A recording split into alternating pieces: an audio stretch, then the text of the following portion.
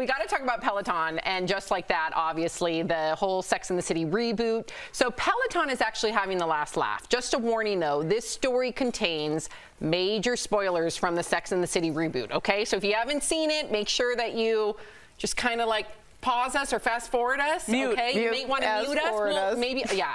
So as you know that the fan favorite, here it is. Mr. Big dies from a heart attack after riding on his Peloton shortly after Peloton Stux took a huge tumble. So now Peloton, along with Chris Noth, who played big, played along with a cheeky response to it all. Watch.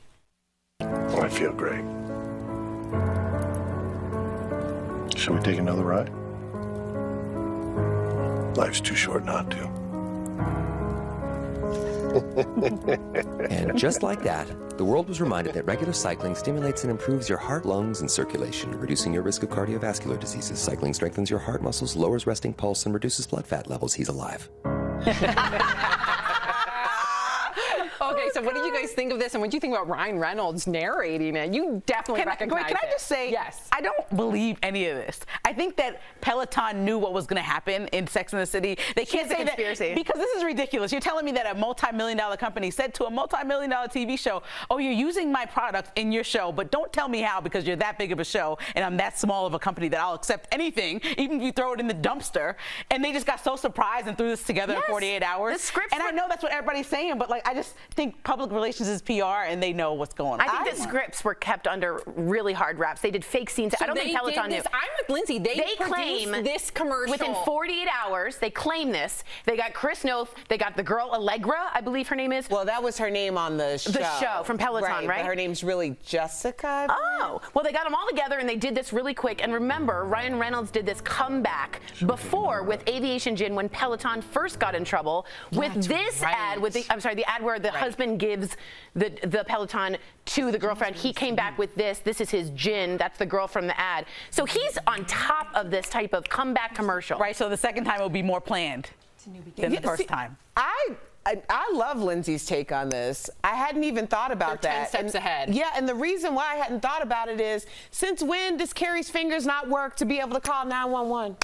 How long does it take you? Erica can't get over the actual show. I can't get over the idea of walking in, seeing your husband on the floor, knowing that he's in medical duress.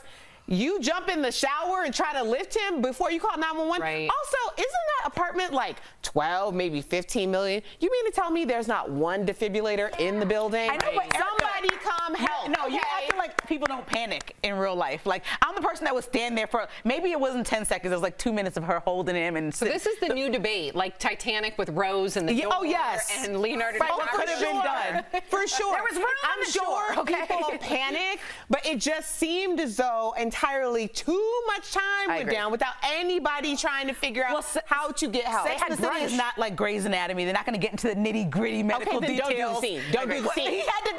No. Here's the deal, Lindsay. Then don't have him be alive when she comes in, because if he's alive, try to save him. All she did was like, no, use the phone, do a CPR. Take off your shoes, girl. You know you don't walk around your house in those shoes if Those are the classic shoes that had to get wet. It was all a moment. And the show is about shoes and clothes and sex in a city, now it's and not about ER. grief, though. And you know what? A lot of people might be able to relate. I think so. I think they did it on purpose. Michael Patrick King has the finger on the pulse here. You don't go West Side Story. You go with empathy and grief, because that's Do we need to see more grief? No, we we were don't. excited to see nostalgia. We don't need. We know what's happening in our real lives. Okay, we don't need that there. I'm right there with you, Erica.